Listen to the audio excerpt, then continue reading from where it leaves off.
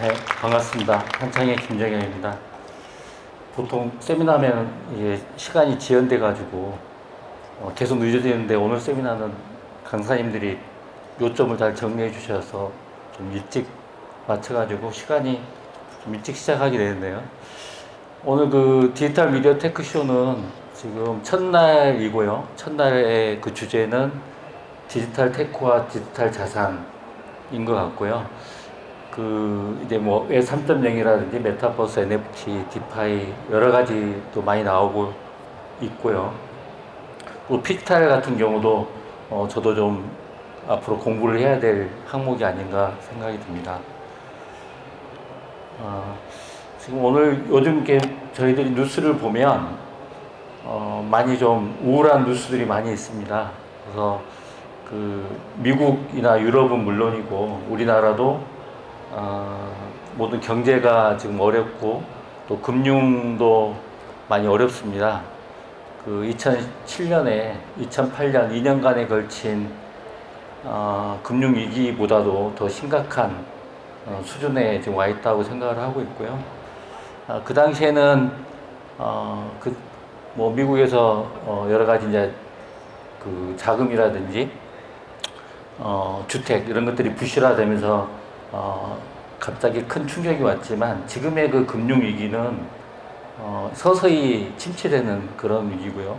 또 앞으로도 자산 가치가 많이 하락할 수밖에 없는 그런 경제 상황이라든지 금융에 대한 여러 가지 악재들이 많이 기다리고 있습니다. 그래서 내년에는 더 많은 인플레이션,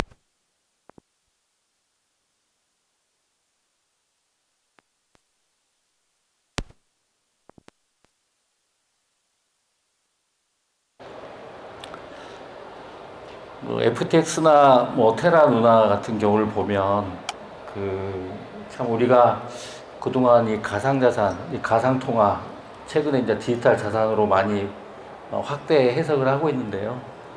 이런 것들 보면 참 기반이 많이 안 돼 있고, 또 이러한 거래소나 가상자산을 취급하는 업자들의 어떤 리스크 관리나 거버넌스, 또 보안, 내부 통제가 오랫동안 부실화되고 또 소홀했던 것들이 이제 많이 터트려지고 있는 것 같습니다.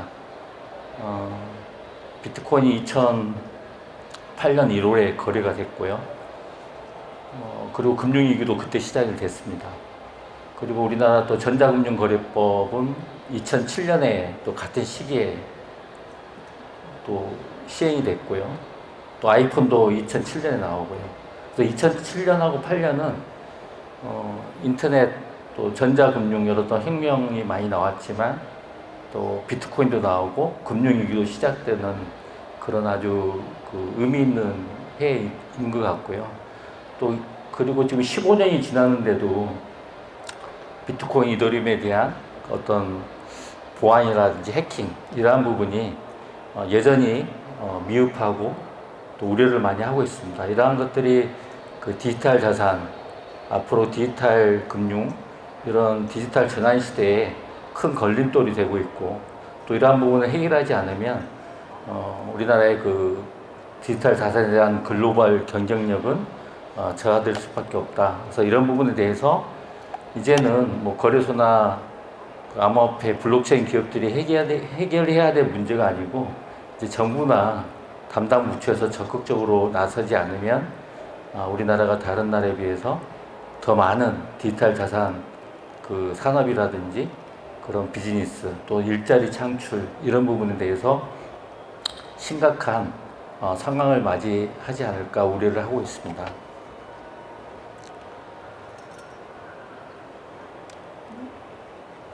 보이스피싱도 요즘 가상자산으로 많이 하고 있고요.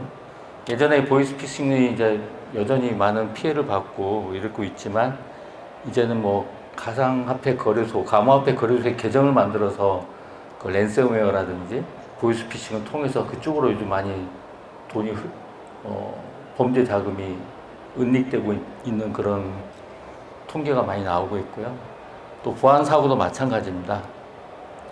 P2E라든지 블록체인 게임 같은 것도 마찬가지고, 이 암호화폐 거래소에 대한 그 보안 사고는 뭐 2014년 이전에도 있었지만 이제 큰 사고들을 보면 굉장히 많이 큰 규모가 납니다. 그래서 금융사고나 어떤 금융의 해킹 뭐 이러한 부분들은 금액이 크지 않아요. 하지만 이 암호화폐, 이 가상자산을 취급하는 데서 발생하는 보안 사고는 천억 이상의 단위가 크고, 또 이러한 큰 피해가 났음에도 불구하고 책임지는 주체가 없다, 또 사법기관이 없다, 그리고 피해를 호소하거나 법적으로 이걸 보호받을 장치가 없는 거예요. 그래서 이러한 부분들이 굉장히 지금 여러 가지 환경이 열악하기 때문에 투자자들도 또 개인도 기관도 마찬가지고 항상 이러한 부분에 대해서는 해지라든지 또 리스크 관리를 잘 해야 됩니다.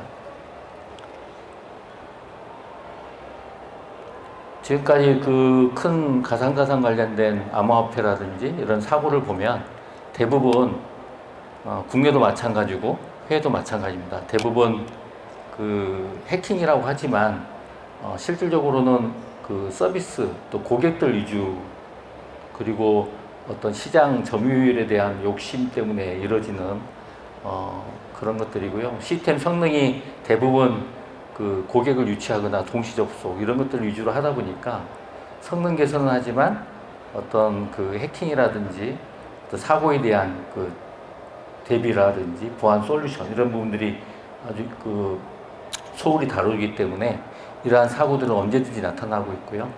국내나 해외도 보면은 이런 가상자산을 탈취하는 그 해킹 사고는 보면은 대부분 내부자와 연계되어 있습니다. 그래서 내부자하고 외부의 해킹 집단하고 공모가 되면은 아주 큰 피해가 발생하는, 천문학적인 피해가 발생하는 그런 사고가 계속 지금 이어지고 있고요.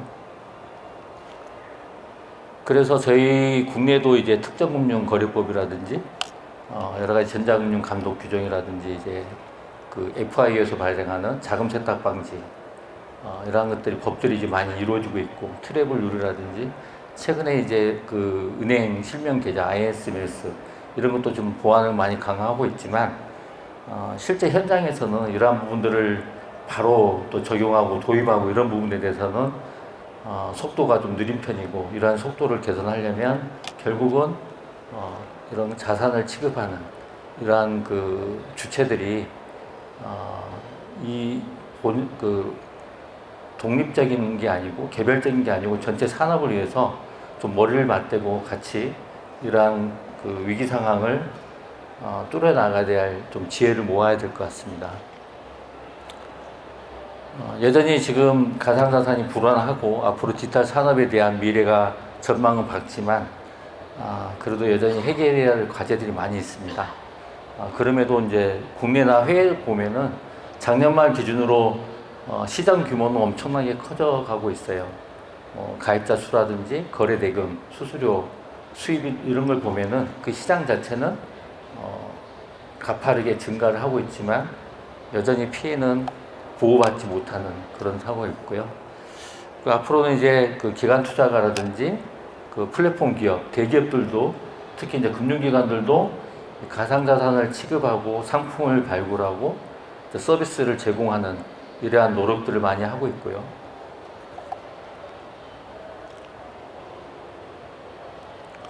근데 결국은 이제 가상자산 거래소 취급하는 업자들이 이 사고를 내고 또 여러 가지 이제 피해 보상을 못 하게 되면 결국은 그 파산하거나 합병이 되겠죠. 근데 인수가 되겠죠. 해외 같은 경우는 해외 암호화폐 거래소들이 파산하게 되면 이제 인수가 됩니다. 그 FTX 같은 경우는 이제 그 바이낸스가 인수를 결정하지만 그 다음날 바로 인수 처리를 하죠. 그리고 그 다음날 파산이 되는데 60조예요. 220조가 증발하고 60조가 파산되고, 그 중에 한 1조 가까이는 또 해킹이 나가고, 이러한 것들 때문에 수습이 안 돼요. 그래서 결국은 누가 인수하냐면 금융기관들이 인수할 겁니다. 일본도 그런 수순을 밟고 있고요. 그래서 이제 앞으로는 그 제도권, 이제 금융의 그 제도권하고 가상자산의 어떤 시장 영역이 이제 교집합, 접점이 많이 넓어지고 있어요. 그래서 가상자산을 취급하는 그 비즈니스라든지 그런 데서 오가는 자금의 흐름, 그리고 거래 대금, 그리고 고객 투자자들한테 ICO라든지 IOD, STO라든지 또 P2E를 통해서 토큰을 준다든지 이러한 부분의 경제 활동들이 실제 이제 금융권하고 접점이 강화되기 때문에 금융 당국은 불안하죠. 중앙은행이나 감독 당국 같은 경우는 규제를 더 해야 되지 않을까. 그렇지 않으면 또 일반적인 금융시장이 혼선이 오면 책임을 져야 되지 않을까. 이러한 것들이 이제 결국은 더 시장을 많이 위축시키고 더 산업의 발전을 저해하는 그런 또 악순환이 이루어지고 있습니다. 그래서 결국은 이 가상자산하고 디지털 자산 이런 부분들은 그 자본시장이라든지 전통의 금융시장하고 이제 접점이 되고 더 맞물려서 발전을 해야 되는데 그 발전을 하기 위해서는 이제 어떤 규제보다는 이제 육성을 많이 해야 되고 육성을 하기 위해서는 이 디지털 자산이나 가상 자산을 취급하는 업자들이 이제 내부 통제라든지 보안 이런 부분에 대해서 기존에 더 많은 투자와 인력 보강을 많이 해야 된다. 그리고 시스템적인 그 효과를 보려면 전담 조직이라든지 전문 인력들을 많이 충원시키고 이러한 부분들이 잘 운영이 돼야지 이제 디지털 산업 자체가 이제 기존 시장하고 맞물려서 유기적인 어떤 효과를 내지 않을까 이렇게 생각을 하고 있습니다. 외국 같은 경우는 이제 워낙 사고가 많이 나니까 외국 같은 커스터디라든지 암호화폐 거래소, 디파이 하는 이런 업체들은 이제 보험을 많이 들고 있어요. 해킹이나 아니면 정보 유출 이러한 부분으로 피해가 많이 발생되는 경우는 이제 예전에 보험을 들면 보험 금액은 좀 작았어요. 10억, 100억 정도만 들었는데 이제는 그 시장에 그 자기들 자산의 총액에 대한 실손보험을 많이 들었습니다. 그래서 그만큼 고객들을 안심시키려고 하는 노력들이 지금 해외 가상자산 취급업자들 많은 노력을 하고 있고요. 국내 금융기관이나 암호화폐 거래소들도 이제는 그 해킹이나 사고에 대한 그 보험을 많이 보장 범위를 많이 확대를 해서 소비자나 그 피해가 좀 이렇게 보안을 좀 보호를 받을 수 있도록 그렇게 하는 경향이 지금 최근의 트렌드이고요.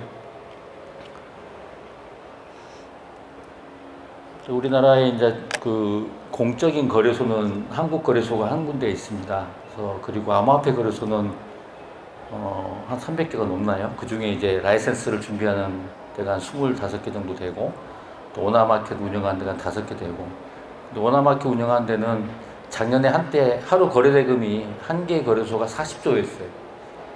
자본시장을 능가하는 그런 거래대금을 갖고 있음에도 불구하고 인력은 작고 또 특히 보안이나 투자 이런 게 작기 때문에 항상 사고가 많이 납니다. 그래서 그 사고가 밖으로 나와 있는 사고보다는 밝혀지지 않은 사고도 많이 있습니다. 그런 사고가 났을 때 수익을 그 보안이라든지 감사, 컴플라이언스 또 어떤 그 시장 감시 이런 데다가 투자를 하느냐 투자를 안 해요. 일단은 그런 부분이 정부에서 관리 감독을 강화해야 될 부분이고요. 그건 규제라고 생각하지 않아요. 반드시 해야 될 부분이기 때문에 그런 부분들이 그런 수익이 이런 투자 개선으로 시스템 개선으로 이어져서 또 사고를 방지할 수 있는 그런 체제로 가야 될 것 같습니다. 시스템적인 장애가 있고요. 또 인리적인 장애가 있어요. 이런 장애들이 항상 암호화폐, 디지털 자산을 취급하는 업체들한테는 항상 이런 위험이 도사리고 있다. 이런 전제하에 시스템을 운영해야 됩니다.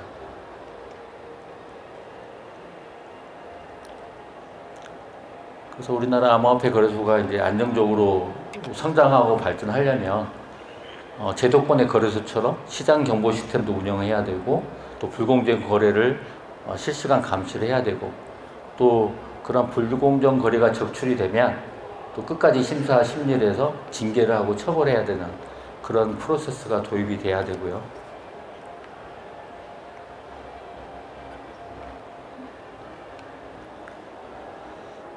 인공지능 기반의 어떤 이제 불공정 거래를 잡아내는 시스템들이 외국에도 많이 있고요. 이러한 것들도 도입을 시급하게 도입을 해야 될 것 같고요. 그리고 가상자산 관련된 그런 보면은 홍보는 있지만 그 위험을 공시해 주는 게 없어요.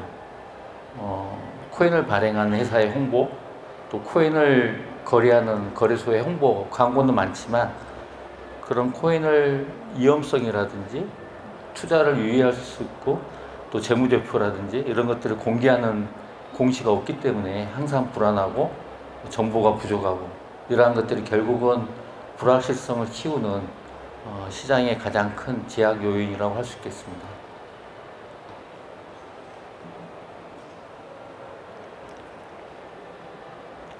앞으로도 블록체인 기반의 여러 가지 다양한 그 신기술이 나오고 또 블록체인 기술이 진화하면서 더 많은 산업이 디지털 산업이 나올 겁니다.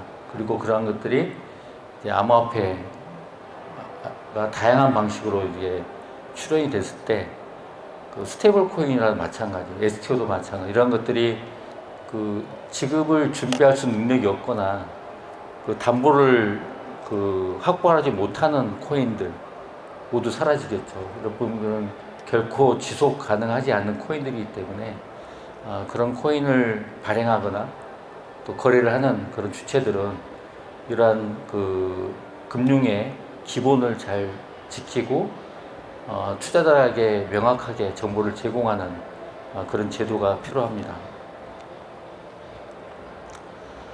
그래서 우리가 이제 그 최근에 보면은 정권이 바뀌고 정부가 바뀌어서 가상자산 산업이 좋아지고 코인 가격이 오르고 이런 걸 많이 기대했던 것 같아요. 시장에서는, 투자자 입장에서는. 근데 정부가 바뀌고 정권이 바뀌는 게 문제가 아니고 항상 똑같아요. 우리나라 공무원들의 어떤 대체하는 신기술에 대한 대체하는 속도나 또 현실적인 시장의 감각이나 그리고 시장에서 필요한 규제가 필요할 때 규제를 줘야 되거든요. 또 불필요한 규제는 또 걷어내야 되고 이러한 부분들은 어떤 정부나 정권의 문제가 아니고 이런 신기술을 담당하는 전담부처 책임지고 이것들을 해외 사례를 보면 그런 나라가 많습니다. 한 나라의 공무원이 아니라 그 특구 뭐 도시라든지 한 지역의 그런 공무원들이 신기술을 대하는 자세 이런 것들이 굉장히 큰 그 나라의 그 성장 동력이 되고 있거든요. 그래서 우리도 너무 큰 것만 바라다 보면 또 법을 세우고 이러다 보면 시간만 다 허비합니다. 그래서 그 많은 시간을 허비하다 보면은 기회를 놓치기 때문에 항상 위험이 있지만 어떤 기회를 갖기 위해서는 우리가 더 많은 실험적인 도전적인 것을 허용해주는 그런 당국이 필요한 것 같고요. 그래서 앞으로는 이제 그 규제에 대한 적합한 그런 검토를 많이 해서 시장에서 빨리 판단할 수 있는 그런 정보를 많이 줘야 되는 게 이제 당국의 입장이 아닌가 싶고요. 그리고 디지털 자산을 이제 암호자산, 뭐 가상자산, 그 여러 가지 실물 자산도 다 포함됐지만 법적인 정의가 필요합니다. 금감원이라든지 한국은행, 기획재정부 이런 당국에서 이런 법적 정의를 마련해줘야지 시장에서도 온전하게 이걸 이해하고 사업을 추진할 수 있는 거죠. 그래서 마지막 장이고요. 앞으로는 이 디지털 자산이 잘 운영되고 사고가 나지 않고 발전하고 또 우리가 또 우수한 그 스타트업과 일자리를 만들려면 항상 이렇게 시장 감시를 공동으로 노력해야 되고 컴플라이언스나 내부 통제, 감사 이러한 거버넌스 리스크 관리를 한층 강화를 해야겠다.